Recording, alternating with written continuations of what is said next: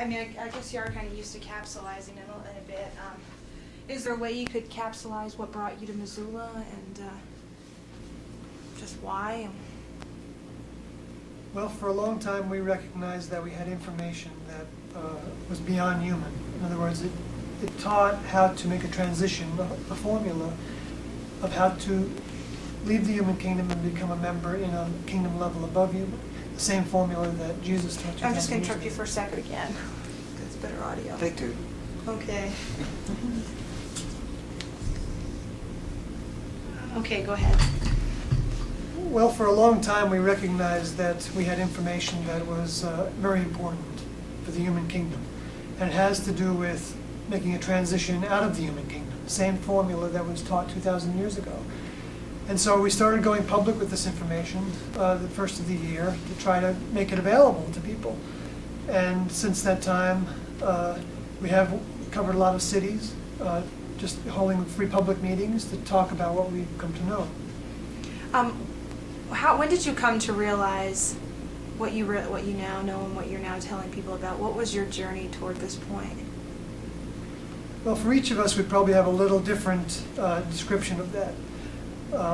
But approximately 1975, two individuals came and did some public meetings then, talking about the evolutionary level above human and how it was a real physical place with many members. And that in order for a human to become a member in that kingdom, they would need to outgrow and overcome all their human attachments and desires in order to take on the characteristics of this next level. Now, when I heard about that, I recognized that it's something I seemed to know. It was almost like a smelling salt. I was, in a sense, awakening to realizing that I knew that already, and I was just waiting for someone to come and tell me about it. And so when I saw those two individuals talk, I decided to take a step in that direction to see what it would yield.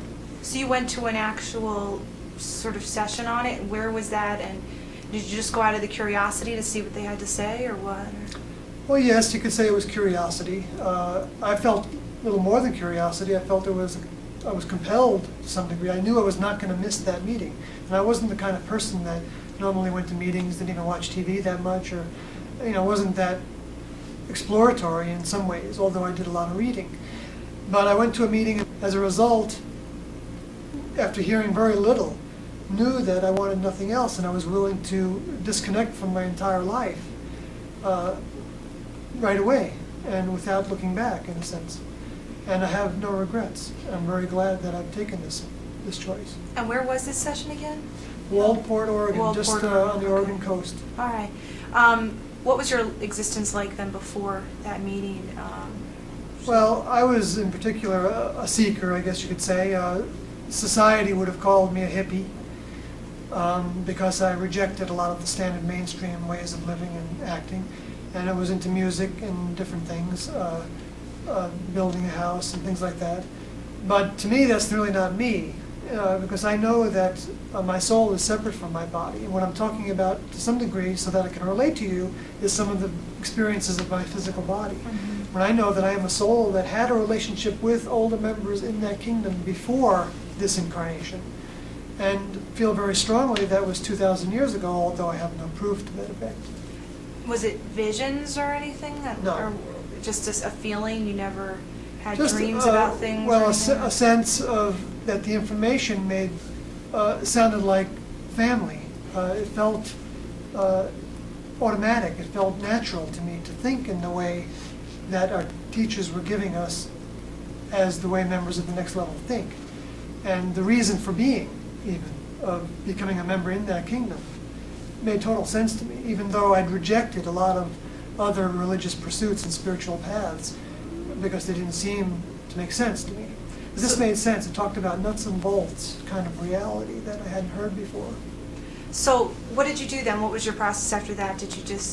How quickly then did you become part of one of the people that was spreading the message? And right away. What did your family, how did react, or your vehicle's family, I guess? As you My vehicle's family, that's right. They, of course, I wrote them and told them what I was doing, and didn't have any contact for quite a while. And then went back and visited with them and talked to them quite a bit about what I'd chosen, and they seem to support me in it, even though they don't understand it that well, and they would have rather had me become a doctor or something, but they do respect what my choices have been. Nationwide, how did this movement start out as far as the amount of I don't know if you want to say members or, I guess they say people for lack of a better word, and how has it grown now, almost 20 years later? Well, it's not exactly a growing movement as far as numbers necessarily. In fact, it's shrunk from its beginning. It began when two individuals just were invited to talk to a group of other people, and they told about how they had come from a level above human, how their souls had come in and taken over their 40-year-old adult male and female bodies. And for the purpose of talking to humans about this level above human and helping even some make a transition out of this kingdom, as was promised 2,000 years ago. It's the return that was promised. And when they started talking about it, they found people, they thought they were just going to deliver the message and leave. But instead, a whole bunch of people started saying, well, I want to come with you and learn what you know, and how can we do this? And as a result, they had followers, and a result of that was they kept on doing more public meetings, to where people quickly were leaving their lives behind. In a matter of 9.5 months, most of the major cities had had a public meeting. And at that point, then we went into seclusion. And where did you go into seclusion? Well, it was in Wyoming initially in a campground. And we lived in campground environment for a number of years as a crew. And initially there were a lot of people that joined up thinking this was a neat, far out little group to tag along with, and it was fun to think in terms of going on a UFO and flying to another planet somewhere, but that's not what it was about. It was about overcoming every characteristic of the human level to become a functional crew member in a level above human that's a real physical place. In your talk, you've referred sometimes as an example the way another world is portrayed on, say, Star Trek. Is there any way you could tie in, just for a viewer who is trying to figure out what your vision is of the next level? Is there any way you can point to examples in that would help them understand it, if someone who was watched that? Well, Star Trek happens to be the best example we've seen so far of what activity in that next level would be like in a real basis. In other words, they visit different civilizations and planets, and they try not to interfere with younger life forms, individuals that don't even recognize that there is a kingdom level above them. In other words, they have this, the prime directive of non-interference, and yet sometimes they even help those individuals behind the scenes, much in the way the next level of the kingdom of God that religions would refer to help humans. And that's why, but the level above human, even though they operate on spacecrafts, the spacecrafts might not be made out of nuts and bolts, they could even be biological. And they could work within a globe and have very real laboratories where they actually take care of the creation and do a lot of planning. And every crew member works together trying to do the tasks they're assigned. But without the human reproduction or mating games or ego competitions or things like that, because they've outgrown that need. Mm-hmm. Instead, they have a need to be a part of a bigger picture. And they really enjoy that. The individuals on Star Trek, or I guess you would call them too, the characters, all come in really different vehicles. Some of them look almost like what our animals here, and others look really similar to what's on Earth. Is that what the next level's like at all, or what? Or what would people? No, next level vehicles. Of course, we can't say in all cases what it would be like, but as best we can tell, next level vehicles are of human shape. But they would not necessarily have the features of a human vehicle. They wouldn't necessarily have the hair, or as big of a mouth, or the earlobes and ears, and they may have simpler features and more. They wouldn't, for instance, their organs wouldn't be the same kind of organs that a human had. They don't need a reproductive system because they don't participate in that kind of activity. They don't need a digestive system because they get their nutrition in other ways. But for all intents and purposes, they have eyes, and they don't look like the bar scene in Star Wars. Yeah, I was just wondering, a kind of cast of. So now, So.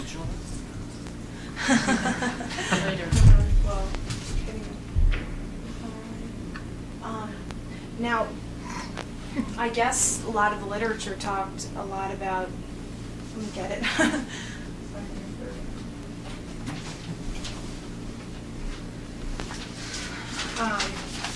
One of the last things it said, the representative 2,000 years ago, the two representatives who came in the early 1970s, and their students from that yield and the present one all came and will leave in spacecrafts or clouds of light. What does that mean? Does that mean they actually will? What does that mean? Well, we feel like the souls that incarnated in these vehicles actually came from the next level in a spacecraft, and that's that's how we'll leave, is in a spacecraft, a physical, literal spacecraft. Has anyone left yet in one? No. No. No. Okay. And will it look like a actual, what we have an idea of spacecrafts looking like? We don't really know. We suspect that it will have some form of shape that looks like the, I guess, typical UFO and spacecraft. Okay. But we don't really know what they're going to look like. All right. And when do you expect that to happen, or do you ever know, or? Oh, we hope soon, but we really don't know. We just have no way of knowing when it's going to happen, but we do feel that it's going to be soon, whether it's in months or a couple of years or 5 or 6 years. We just don't know. And will that, when that does happen, is that tied directly to this actual level now? Does that mean this level will be all over? We don't Or know will there whether still be- we're going to leave before the end of this actual civilization. We kind of feel like that the usefulness of this planet in terms of a garden for growing souls or for growing vehicles that souls can use has reached its peak, and that kind of like a tree that the fruit has ripened and the tree is of no more value after the fruit is picked. And so we kind of feel that this is the end times for this planet. And as far as our departure, we don't really know whether we're going to depart with that end or whether our departure will be before it or somewhere in between or anything like that. And let me see. I had written down something before I came of. You've talked a lot about, I guess, Luciferians. And it says these Luciferians, you had mentioned that they can take on any kind of form. And they abduct humans for genetic experimentation. How do they do all this and everything that they do? Are there any examples that you see in our current state today that... There's been a lot of reports, and that it's now becoming I guess, more newsworthy about UFO abductions. And you can almost read in pretty much any newspaper at times about UFO abductions and humans actually being abducted and taken on board a spacecraft, and genetic experimentation being done. They might take samples from these humans, and we feel like that the reason that occurs is because these Luciferians, which we call them, they're simply from another camp. They're from the camp that at one time Lucifer was a member of the next level, and he was kicked out, and so now he needs to replenish the bodies that he wears, and the bodies that are worn by members that are following after him are degenerating. They're not eternal, so he has to replenish those bodies, and he does it by finding humans and using the genes as a gene pool to do a hybrid genetic manipulation, if you will, and possibly be able to create another vehicle that can be usable by him. Can you point to any examples in our current times now where he's done that? Well, there's a lot of examples, I guess, in a lot of different reports of UFO abductions. There's a lot of abduction cases that are coming to light. There's a guy, I don't know his name, Mac, I think, has done a lot of research with UFO abductees. So there is a lot of material that's available for those who are interested in pursuing it. Can I ask you just about your own personal journey toward this? How did you become involved, and what did you move on from? Well, this vehicle learned about it because of what happened in 1975, October 1975. I heard a news report on the radio that was talking about two witnesses who came from the kingdom of heaven and who are planning to leave in a UFO. And like Sawyer, my response to it was familiar. It did something that I felt like I had known before, and I couldn't wait until I made a connection with the individuals who were saying that. And Did you two then go to one of the public meetings? I went to a public meeting. And where was that one? That was in October of 1975 at Tilden Park. It was behind Oakland. In California? And I was immediately became aware that this was something that I had to do. That it was this was why I was here, is that I had to pursue this information. What was your existence like then before that? What did you do before you came to that? Were you? Well, this vehicle was involved in a business, a computer business that it had, and just a typical human life. It had, families and participated in pretty much everything that everybody else does. And did have children and stuff, or how do you break that connection yourself then, when for so many years you were building up a connection and feeling that you had the connection with these other vehicles who were, your family at that time? Is that a difficult thing to turn off then, or to move on from, or how do you do that? Recognizing there's a difference between this vehicle and the soul that is moving into it, and that there were things that the vehicle was attached to that it had to sever, and certainly it was painful for the vehicle at times, but as a soul moving into it, there was still that recognition that my family is really the ones that are from the next level, and these here who are part of the crew who are doing this at this time. Okay. And should we move on to another person then, maybe to describe some of the... I'll just ask you also, I just want to get an idea of everyone, how they came to realize it and what they moved on from. How did you come to become part of this, arrive at this point? Well, I attended a meeting at La Cañada College, which is north of San Francisco, in late August of 1975, and recognized at that time that it was the truth, that it was what I'd been looking for, and that I had to act on it. I know when my vehicle was young, when people would ask it what it wanted to be when it grew up, I couldn't really zero in too much on what I wanted to be, except I knew I wanted to keep learning and growing. And that was the main thing I had in my mind.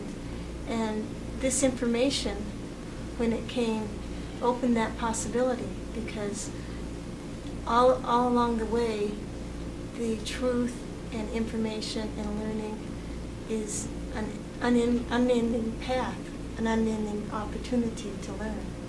So that's what it meant to me. And what was your vehicle doing then? Was it working? Did it have a family? Or what was its existence like before that summer of 75? Well, it's interesting when a vehicle is getting, when this information comes to one and you're about to be presented with the opportunity, is the way we sometimes say it. So the things that had been in my life began to change, and for instance, the home life that I had changed, so that I went up north and did some activity, some tree planting, and decided it was time to come back.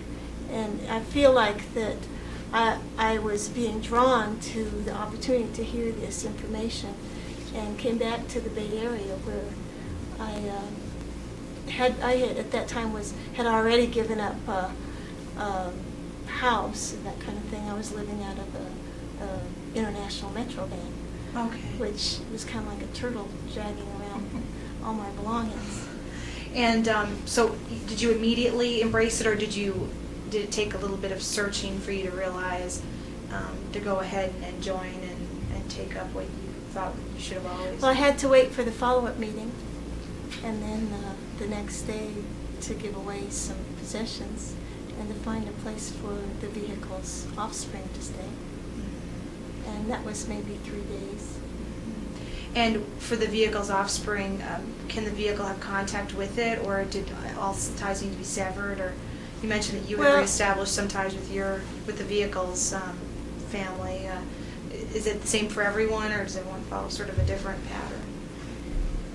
Well, it's easier for those that are left behind in a way that we don't have an ongoing, as well as it's important for our growth. But it's easier for those who are left in the world to go ahead and move on with their lives. So in a way, I think that's been the pattern for most of us, to let the past go, the people that have been our past, to go on with their lives. And the contact we have is from time to time to help them feel good about what we're doing and to let them know that we're doing well. So people do maintain some sort of contact. Are they now a separate entity, or are they also are they also just vehicles too, or no? Or are you all maybe more the people who are preparing for them, or what? Or is there a difference, or are we all in this movement? Is everyone really a vehicle and they just haven't come to realize it yet, or they don't admit it yet, or? You mean the humans on the planet? Yeah, or is there differences between all of us, or should we all really be doing what you are doing? Well, we really Or don't these- feel like what we're doing is for everyone. But those who recognize this is the truth, and it rings a bell, it strikes a chord, it puts all the pieces together, those are the kind of thoughts that come into them, and they say, this is something I have to act on. Then those are the people that likely have what we call a deposit, a little gift of recognition of what the truth is, so that when it comes their way, they're able to recognize it, and it means so much to them that it means more than anything of the human realm, and they want more than anything to work towards doing this, to attack the task, so to speak, to go ahead and move forward with it. Have we all lived 2,000 years ago, or no? We wouldn't say no. We would say that that's not the case. There are some of us who are here who have reincarnated for the express purpose of completing a task of overcoming or taking control of learning how to operate a human vehicle in order to be ready to operate a more sophisticated vehicle in the kingdom level above human. So for those who don't have that gift or that kind of calling that you're all responding to, what happens to them? Well, that depends, and we certainly can't say it depends on each individual. It's not, bunches of people, but if an individual is looking towards the truth and recognizes it and does all he can at his own level to seek it, then what we say is that individual will be set aside or saved for another opportunity in a garden planet, in a civilization where a representative comes and that individual can work on overcoming a vehicle and learning the ways of behavior in that next kingdom level in order to become a member there. So does that mean like that other civilizations are existing right now in addition to planet Earth's, or Well, is that speculation? That We really don't know that, but we do have the feeling that this is this planet is a rather rare kind of circumstance, because we know that, we feel, our understanding is that many space aliens are coming from all over the heavens to the end of this age here and are doing what they can to take their part of the harvest. Okay.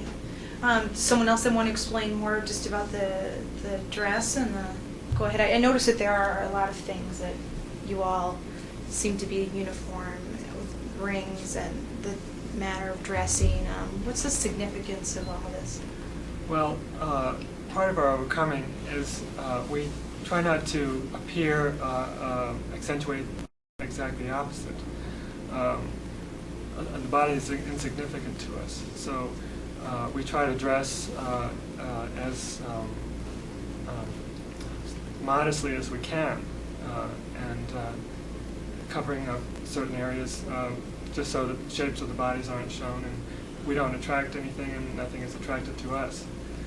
We wear rings because twofold in the world, it's kind of a sign that we're not available, and but more importantly, it's a symbol of our commitment to this task and to the job that we're doing of overcoming and to our Creator. Nationwide, how large is the group that is going to different, and how exactly does it work? How do you pay for the room that you're able to hold the meetings in? What's your lifestyle like, or what's the vehicle's lifestyle like? Well, it's like a typical week. Well, everything we do is we look to our Heavenly Father, or the next level. We trust them, and we know that everything's in control, and we are led to individuals and we to ask for help, and it's not because we really need the help, it's actually to give them the opportunity to help us. And it's kind of like a star in their crown, so to speak, if they recognize us enough to want to help us. So is that donations or people helping, or like for something like this, like your visit to Missoula, how would you manage that? Well, we have basic needs: food, lodging, gas. That's all we need. So that's what we do, is we just ask for, be led to those who can help us in those areas. And one day we could go to one place and ask for one thing, and the next day ask for something else. It just depends on where we're led. And how did you manage in Missoula? We felt that we were led to come here, that in a sense we discussed it, and it felt good to us to come here. And how have your needs been met here? Where do you eat? How do you eat? How do you travel in regular cars, or? We drive. Oh, sure. We have regular. when we left, we had cars and camping gear and things like that. It's unfortunate, but the churches, and especially in this town, we feel like they've kind of shunned their responsibility for the most part. They will refer you to go to some alliance of some kind, and I don't think that when Jesus came 2,000 years ago, I don't think that was his plan for the churches. If he ever wanted to have a church named after him, I think he'd be really embarrassed by how we've been received by the churches here. Is that true everywhere? Or no, it's not true everywhere. More inviting other places and stuff? It just depends on the individual in the church. Okay. And so you mostly camp then? No. Or so far we haven't had to camp that much at all. We have found help. So where are you staying here then? Did the motel let you, or?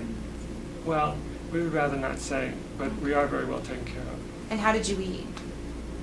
How did you eat then? Oh, how did we eat? Well, very well. Or did someone just give you food, or don't someone who was responsible in that area for food, and they would help us. Does it mean like going into a restaurant, or? Sometimes it does. Uh-huh. It just varies. Grocery store might help us. Or And do you just tell them about what your movement is, or do you Yes. just say do you stay away from that, or do you explain what you're doing there, or what, or how detailed do you get, Well, we try to, when Jesus said, back in the Bible, you read where the disciples, they were given this gift of speaking in tongues. And what we feel that really is the ability to reach people on their level of understanding.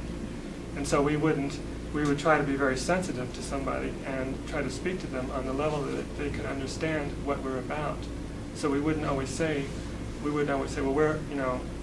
we're here coming from UFOs to do this. Yeah. I mean, They were going to disappear tomorrow. tomorrow. Yeah. It wouldn't be fair because they may not be old enough to understand that. So we have to be sensitive. So would you say something like we're just part of some, We try to say that we are trying to do a very important task here, and the task involves what people refer to as the kingdom of God, and there is information that we feel we must share, and try to help people understand how to get to that kingdom. And I guess, I mean, it's no surprise to any of you that 99% of the population probably thinks this is way out there. No, we're not surprised. I mean, we think it's unfortunate, and we feel like and the lower forces have, in a sense, turned everybody's eyes. But then on the other hand, we can't really judge that. It may, we don't know. We don't know why that's happening. Do you ever get harassed? No, I don't think so. Not. People you I really think, don't. no. I think we try to be keen to that, and try to stay out of places where we would be harassed. At least we don't look for it. It sounds as if, to all of you, or actually again, you mentioned a little bit about what you feel you'll be doing on the next level. Can you give me an idea of that? Of what you said, there are a lot of different things you're kind of preparing for, so that you will be useful on the next level. Well, Kind of. I think that the whole purpose of being here is to try to overcome anything that would be unliked behavior in that kingdom level. And I know that the main focus is on conduct and behavior. But the next level is they do so many things. But the focus is on conduct and behavior, because if you are in that kingdom, then you'll get in their way, and you can't be useful. So the more sensitive you are to that behavior and conduct, the more useful you can be, the more of a spoke in the wheel you can be. What's your absolute mission in the next level? What is the next level's mission in the big picture sense? What is What's their it mission? What's it trying to do? What does it exist for? This is just they don't need us. They don't need anybody. This But is the it's- experiment? Well, this is an experiment. Is to bring something from a speck of dust and bring it up to become a member of their kingdom. But it's because of our desire to do that they are helping us along. But if they don't want us, then we have nothing to say about it. But they are so loving that they are helping us, and I'm sure they have many other things that they could be doing. But it's their desire to help us. Can I just ask you, what was your vehicle's family, what was their first reaction to this, the vehicle's family and friends, when they realized that the vehicle was moving on to something different? Well, I've always kind of been the vehicle has kind of been a black sheep in the family, so I don't think they were surprised by this. And I think the friends that I had were very supportive. And what was the vehicle's life like before this? Well, Did it work in any particular field or have anything? It's hard to relate to that, but I'd say about a year before I even met T and Doe, my life started to fall apart. I just lost interest in everything that I was doing. It was like I would try this, and well, why isn't that working? I was so excited about that, and everything I tried was I could see through it. It lost its significance, and I was reading something about the two witnesses as Rick was, and it was like, boing, this big light went off in my head, and I had to go to that meeting. And I don't know why, but I'm glad I did. And where and when was the meeting you went to? It was in August of '75, and it was in Sunnyvale, California. And a week later, I had my bags packed, and I was gone. And just another thing too. Then the part of the lifestyle now, it's the dress and I guess it sounds like from the other thing too that alcohol and all kinds of substances don't seem to.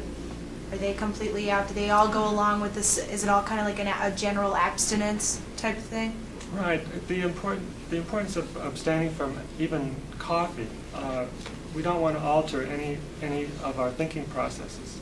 But this overcoming requires all of our energy and effort. So if we don't want to distort anything by taking drugs or alcohol or anything like that. And as far as the celibacy then, is there any way, I know though I didn't quite understand it in the half hour we talked about it, is there any way you could sort of summarize how that fits into the whole big picture for people? Well, it's funny. Before I ever met Teen Doe, I thought, how could anybody be celibate? It's impossible, and especially for me. But the funny thing was, it was a good example of how the mind can come in and change. I was really surprised that I was able to remain the vehicle. I was able to keep it under control in that area, and in fact, I didn't even think about it. So does the celibacy have more to do with keeping your own vehicle clear of other responsibilities or other things like that, more than just like, I guess I was starting to think that maybe the idea was that everyone should be celibate and everyone, but Well, is that it's not a really moral it, thing. or? Well, celibacy is really not a moral issue. Okay, you do have the next level that they don't have bodies that reproduce, and overcoming in some ways it's very painful to overcome sexuality. But you have to know in your own mind that you can do it. You can be, because you want to be a match for that vehicle that doesn't have any gender. You want to know that you're not going to miss it. And so that's part of it. The other part is, as I said, it requires a lot of energy to change and to constantly look to your Creator for changes and overcoming. And that energy would be wasted if you wasted it on things sensual nature. It's just as much more to do with keeping everything clear so that Right. you can do your other goals or responsibilities. Okay, I guess finally, when you come and you hold these meetings, what do you want to walk away with? What's the ultimate reason for having this? Are you looking to see that if you can hopefully pick the person like yourself, like you had been 20 years ago, so that maybe you'll... Well, I think that our goal Oh, is... so if you hold that mic down a I'm little bit, sorry. just so it sounds like it's floating up in the... I think our goal is just to try to give the information as clearly and as accurately as possible to whoever comes to the meeting. And then what they do with that information is their business. And we are not concerned about it. I mean, we would feel good if we did that, if we could say that we really gave the information as best as we can, and as accurately and as clearly as we could. I guess that would be our goal. Why then? Why do you care if people know, if they're not the chosen people? Why is it important for them to know? Well, it's important because we feel like the record has been distorted. Things that even the messengers that came 2,000 years ago, as soon as he left, the distortions began. Until right now, you can't even see the forest through the trees, so to speak. Nobody knows the truth anymore. It's been so distorted. So we're trying to set it straight. Does the God, as people see him, does he exist in the next level in that way, or have we distorted? He's very humble. Is he like in a Doesn't vehicle, wear- or well- what's he? We have this image of this kind of bearded Well, grandfather type. Is that what it's like, or what? Or is there? But there is a being there. Yes, he's a physical being. We wouldn't even say what he looks like. We have no idea what he looks like, but we think pretty sure that he's not wearing flowing robes and long blonde hair and strumming on harps. No member in that kingdom is. They're very humble. They're very hardworking. Things that people think are so miraculous, we know that it takes a lot of hard work from them to do, but they have a lot of technology to do it. Okay. All right. I think that's. Go ahead. One thing we wanted to make sure that people know that we're just not a little group going around talking about a new philosophy. The fact is that the same individuals that they are waiting, that even the Christians are waiting for the return, is happening. He is here. He is the one that was Jesus. And we say was Jesus because Jesus was the physical body that the member of the next level used 2,000 years ago. That same body is not going to return. He said it wasn't going to return. And the point is that if you can recognize him and what he's saying through what his message is that we've been trying to talk about, you will see the same mind as was here 2,000 years ago. We are the same individuals that were with him 2,000 years ago in the same respect. We were young children then, trying to learn to use human vehicles to overcome them and to go through our lessons. And we are still very young, and we are at the final stage of our lessons. Hopefully, at the end of our task here, we will be eligible to be new members in the Level Above Human, as was promised by him 2,000 years ago. Okay. Close enough? Yeah, or, I mean, you can even bring it close, low volume, so we'll pick it up. And, you want to discuss the details of your next stop or anything, anything you want to talk about. Evens on the spotlight. But we're looking for the next town that might be receptive to our information, and we don't know where that's going to be exactly. It'll probably be east of here. Do you pick from a map or Yes, we have a general idea of what towns have individuals in them that might be receptive to this strange sounding information. And so we might head towards one of those towns east of here. We don't know exactly yet. It seems like almost everyone was 1975. Is that true or no? No. The majority? I know I was going to say, I know. Actually, we started out, there was about, 25 of us? 24. 24 of us, 6 months ago. And so that'd give you a good idea of how hard this endeavor is. So this actual group here has just been together since January, right? No. Oh, no, or, Well, in 18 years, there has been, To some degree, as a result of our putting some ads in the paper in May of '93. We put a large ad, third of a page, in the USA Today, and just to let people people couldn't really understand a lot of what we had to say. So that's why we started going out into the communities. And okay, just from seeing the other notices that you were going to come out. So that was some of the ways that they hooked on to us. seeing posters and TV shows Different or letters, ads or radio or whatever method we had at the time to consume. And we may have a few groceries that we can use for that. Sometimes though, after meetings, if there's some interest in our information and there's some who want to talk to us more, we'll talk to them. We'll set up a time either that night or maybe in the next day or the next couple of days to talk to them about what it would take to pursue this further or what they might need. Anybody who doesn't do what mainstream says and attracts any kind of following is usually, labeled something derogatory. And but we're not afraid of that. In fact, we think cults, and we feel like we're the same family returned. So we are also the cult of cults, and we could talk about that a lot more too. But the point is that to a kingdom level above human. All the other paths are ways to the top of the mountain, but they don't get you off. Cults have been turned into satanic ritual things, and it's not even, it's further away from the definition of the word. What if we told some of the things that we don't do? That We don't have the We don't have guns. We don't do sacrifices. We don't have rituals. We don't say. the law. I hated the world and I hated everything that I was looking into because everything didn't have a full picture, and a lot of things I read, a lot of paths that I walked on had a lot of misinformation in it. And when I came across this information, I went through a lot of turmoil because I knew it was the truth, and there were a lot of things that were binding me from following the path, and I gathered enough strength and followed. And what is your name? Sai. Oh, is that S-Y or S-C-Y? S-A-I. S-A-I? Okay, did you just go by first names? Mhm. Okay. And where were you and how did you find out?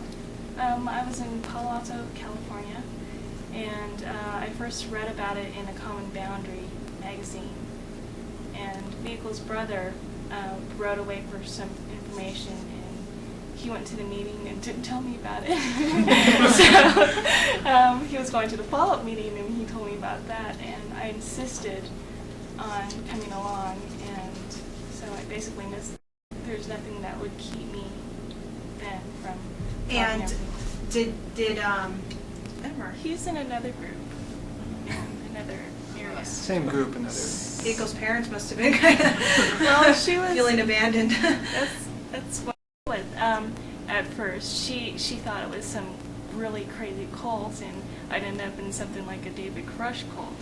And I explained everything to her, and she was pretty torn apart at first. But when we traveled up to the Bay Area again, I was able to see her, and I noticed a big difference. She was more receptive to the information, and she changed a great deal. She became really open-minded, and she saw some footage of some media that from other parts of the country, and she just was really happy with what I was doing, and she knew that I was happy with what I was doing, and so Did groups such as any kind of group, I guess, who have been, did you notice a wave of negativeness toward you after the Koresh thing, or the way that was perceived? Was there a backlash at all? well, I know a lot of groups here were named cults and kind of there were ways people tried to link them with that cult. I know, like, they tried with Church Universal. All of a sudden, these names started popping up in Newsweek where they had never been there before. Did that happen at all to your group, or was there never a negative No, 'cause backlash? we were I mean, hidden. they're so different. We but- weren't out in the public eye at the time. Oh, We were hidden oh, away that's from right, the time. because it was '92 when that happened, wasn't it? Right. We felt though it was a line to get closer to the Creator. Even though there were all those allegations about what David Koresh did to children and stuff? Well, we recognized that for instance, they had guns, which we didn't think was a proper, right way to be alleged against them. We, first of all, are skeptical as to the truth of those. Was to get closer to the Creator, and we feel that they were looked well upon by the next level. To for the, that even to the, reason. the point of giving up their own life because of what they believed in their association with the Creator, in their relationship with Him. Right, but David Koresh didn't have an older member that he was recognizing being someone to look to. So he was trying the best he could to interpret what he thought God wanted for him and his followers. And he got off track in a number of ways. And so, but we have had an older member with us for 18 years who has a lot of sensitivity and knows the right way to learn to overcome the human kingdom. And even though we did some things that some might consider strange, they were never against the law or harmful to anybody. What were some of those things were they just misinterpreted things? Oh, well, no, we would at times, would try to overcome being so talkative, and we would try to restrict our terminology to yes, no, I don't know, and write little notes to each other or we would have certain consuming patterns we went through a lot. We'd probably, that it didn't really matter what we ate that much as long as it was prepared well and tasted decent and was fulfilling, sustaining to the vehicle. But some people in 1975 had different ideas that they had to be vegetarians or be meat, into a meat diet or a veggie diet or whatever. And we tried a lot of things like that to try to find out what the best diet might be for a physical vehicle. And we learned a lot from that. And so we can talk intelligently about it. But our older members always encouraged us to explore everything we wanted to explore. But there was always rules too, and we have lots of procedures and ways of doing things, and we choose to do those things, and we like them. And we've given us a handle over these bodies, these animal-like bodies that would like to do anything they want to do anytime. And it would be chaos if everybody did that. Rick Sanders. Rick Sanders magazine, 10 minutes.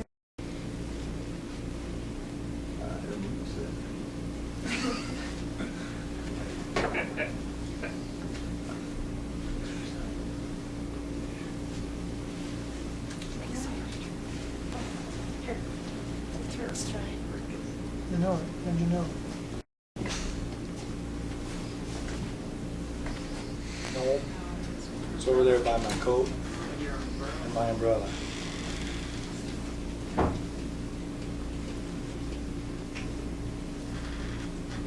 new news. But again, has a lot more to do with some sort of thing that's coming up like a bazaar or something. This is pretty bizarre. Yeah. Give them a try, see what they'd say. Sure it would be the most unusual request they've gotten anyway. Yeah, I don't know. I would say Billings may. Spokane probably does. For Well, sure. they did some They're news done. articles in Spokane. Did you? Yeah. And none of the TV stations do anything in Spokane? Well, it wasn't our group, but Widen the close-up now. take it for a few seconds. Yeah.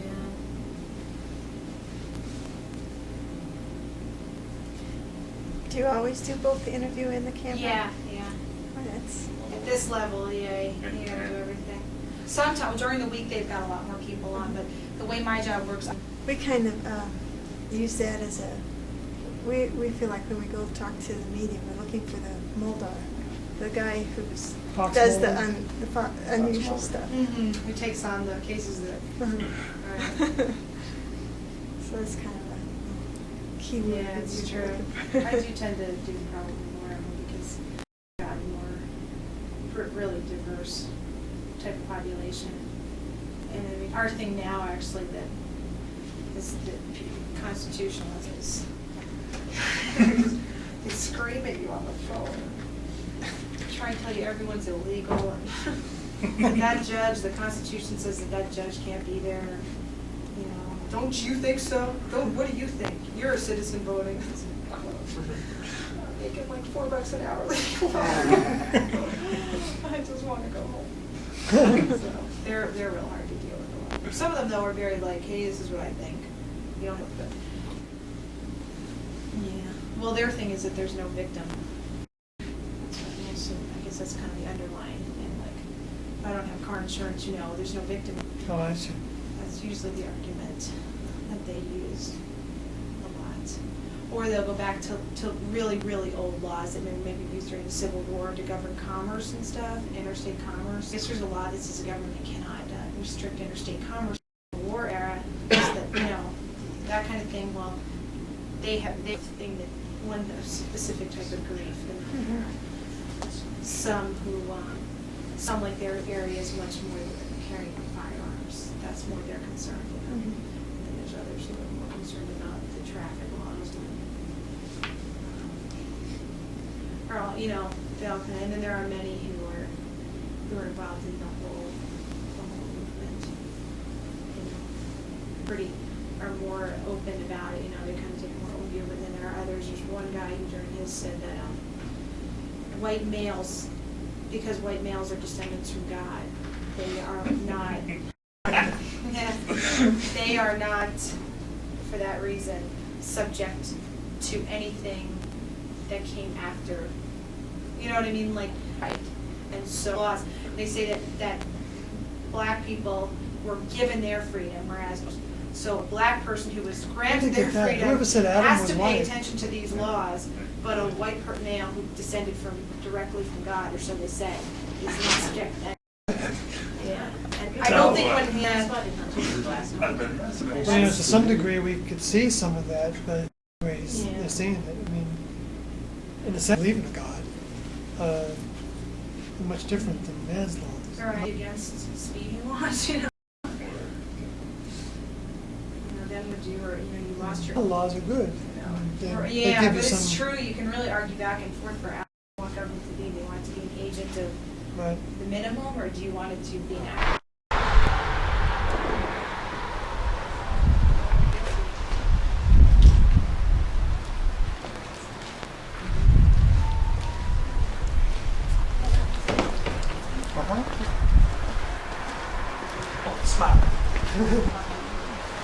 People to call if they find that they want more information? or- Sure, that's fine. Yeah.